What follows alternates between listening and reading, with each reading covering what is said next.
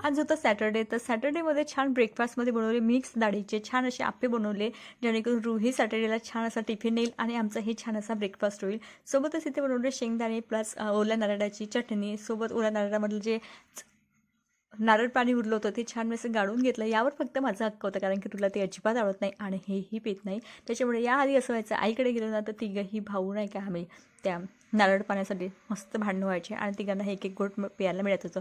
ते काही गोष्टी वेगळ्याच होत्या. चला तर मी तर नाश्ता वगैरे करून घेतला. नंतर आली बेडरूममधली बेडशीटची चेंज करायची होती, ते करून घेतली. आज या साडीचे ब्लाऊज जे आहेत ना, मला ते स्टिच करून घ्यायचे होते, त्यामुळे मग ते पॅकिंग करून घेतले.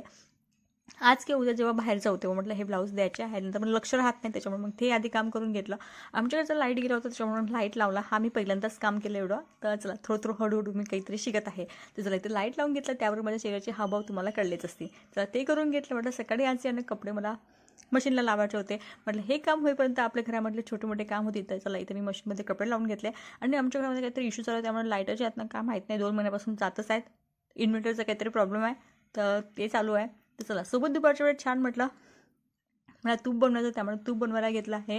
आणि माझं 2 दिवसातून तूप चालूच होतं की आज बनवेन उद्या बनवेन. आज मनावर घेतलं आणि तूप बनवायला घेतलं. बघू शकता किती सुंदर अशी लोणी बनवून झाली आहे. लोणी कोणाला कोणाला आवडते पोळीसोबत खायला, हे मला नक्की सांगायचं राहतं. तर लोणी साईडला काढून घेतले, छान वॉश करून घेतले 2-3 पाण्याने आणि तूप बनवायला घेतलं. याआधी मला तूप अजिबात बनवता येत नाही, पण चला काही गोष्टी नवीन शिकत आहे. तर तूप बनवायला घेतलं, छान असं तूप घेतलं, घरभर असा वास पसरला होता.